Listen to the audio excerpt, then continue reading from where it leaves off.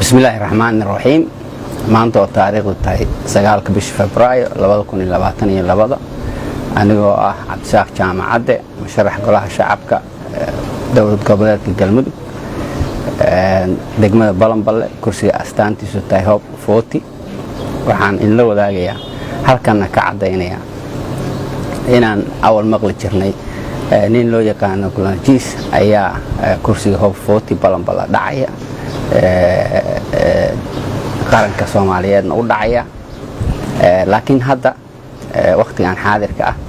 halka kan Galmudug ayuu ku sugan yahay wuxuuna wataa qaranka ciidamadiisa niisa asagoo doonaya inuu kursigan ku dhaco awood sheegto wax tartan la yiraahdo aan uusan galin arrintaasna wax loo dul qaadan karayo oo suurtagal ah oo aqliga saliimka ah ogol yahay ma aha annaguna waa ka dhiidhiyeena sababtaas weeye sababta hadda aan press conference aan u dhiibayo ama aan Soomaalida ula wadaagayo waxa dhabta ah oo jira dhacaya soo socda run ahaantii waxa xusid mudan in sidoo kale rag la socdaan shan ah oo gada mas'uuliyiinka ah ama ka aha oo canshuurta dadka raba inay kulan ugu boobaan kursiga asaguna uu rabo hadhow inuu ugu boobo hadhow xagga kuraasta gado waxa run ahaantii fiican in la ogaado in ciidamada niisa hantidooda qalabkooda awoodooda aan loo isticmaalin dana shakhsiyadeed waxaan marka faraynaa cid kasta ay qusayso u sheegaynaa la qaybsanaynaa ka codsanaynaa in arrintan si degdeg ah wax looga qabto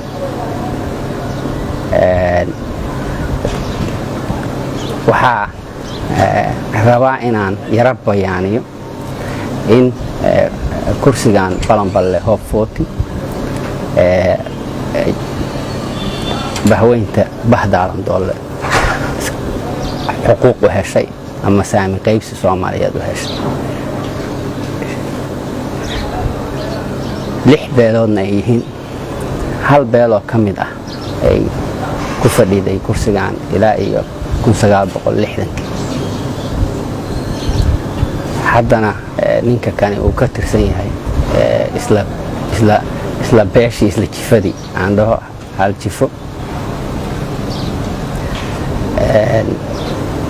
xuquuqdaas intaas ka maqan beelaha beeshan saami qaybsiga leh oo jifooyinkan 6 ah 5 kaloo dhiman oo weligood aan kursigan ku fadhiisan xuquuqaha ka maqan annagoo og ayaan rabnaa haddana inaan tartanno oo tartan wax ku helno waxaa cad in siyaasiyiinta beesha ilaa iyo 1960 ku fadhisay siyaasiyiinteeda iyo odayaasheeda inay raalli ka yihiin inay sadbursigan iska sii haystaan oo ayna awood qaybsigii tookaysigii walaaltinimadii ka dhaxaysay dadkaas ayna tixgelin dadka caadiga ah wanaag baa ka dhaxeeya laakiin siyaasiyiinta iyo waxaan ka hadlayaa odayaasha waaweyn in arrintan ka garaabaynin ayaa cad anigu hadda 7 bilood ayaan campaign ku jiray dadka dhex joogay dhibkoodii arrimahooda la qaybsanayay wax la qabanayay tala siinayay wax tusayay taabsiinayay wax dantooda ku jirto ninkan kalena labadii bari ugu dambeysay ee doorashada ayuu yimid wuxuuna rabaa inuu la tus iyo awoodda maxaaha qaranka iyo show iyo intuu ka dhiga meesha kursigiina hadhow booba saasna ku qaato wax laga xishoodo weeye wax laga dhiidhiyo weeye wax aan u adkaysan karno oon iska fiirsan karna ma aha sababtaasna waana kasbaysa inaan hadda ummadda Soomaaliyeed oo dhan la wadaagno dadkay qusaysana la wadaagno ayadoo xuquuqahaasu jiraan aan soo tilmaamay kursigan ku geedaaman tookaysiga ah ayaa haddana waxaa jirta in la leeyahay muxuu ahaa filla Soomaaliya ayaa ninkan u rabta kursiga tookaysigaas iyo waxaasna iyo xuquuqahaasna ama aan fahansanayn ama rabin inayna fahmin waxa weeye waxaan halkan ka xusayaa inay taariikhdu qormayso hadhowna la isweydiin doono xuquuqaha dadku ay leeyihiin in meel lagu sheego ciddii ka dambaysay inay xuquuqahaas ku tumatana mas-uuliyaddeeda ay qaadayso maalinna dib laga xisaabtami doono xisaabtan dhab ah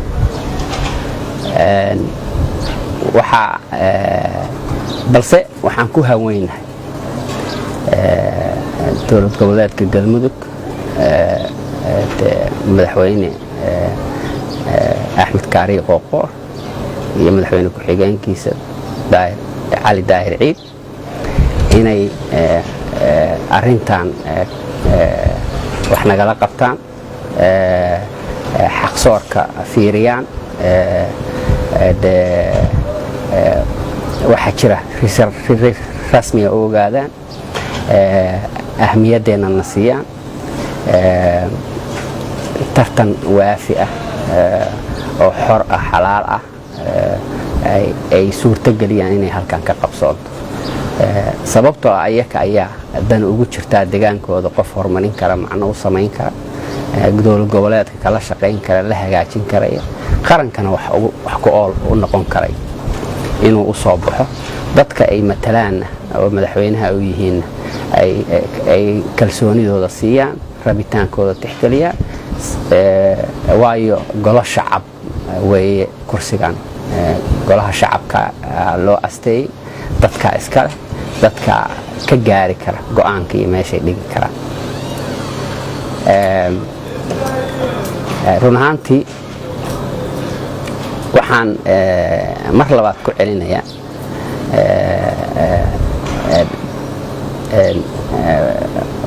bahdaalan doola ahaan ka ahaan beesha hadda jifada hadda kursiga awal lagu fadhin jirtay haddana raadinaysa inay siyaasiyiintooda odayadooda ka waantoobaan ku tagrafalka awoodda iyo haysashada kursigan si xaqsoor aan ku jirin walaalahoodna ka u damqadaan manfac iyo mansabka iyo maqaamka kursigan leeyahayna wax ka siiya ayaka kaliya looguma talagelin wax la wada leeyahay shanta oday oo kala sugaysa wayna u baahan yihiin wayna doonayaan siyaasiyiinta aniga jifada aan ka soo jeedo anigu kolay siyaasi ma aha tartamaya laakiin ayaku qolooyinka kale waxaan leeyahay waxaan u sheegayaa leeyahayna inay ka gaabiyeen waajibaadkoodii xuquuq raadsigaan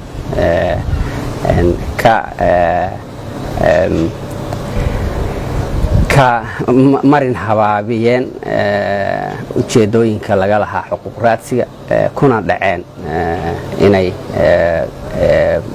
jifadooda xuquuqdeedii u raadiyaan ayada laftirkeedana taariikhda qoraysa ugu dambayn waxaan ka codsanayaa guddiga doorashooyinka federaalka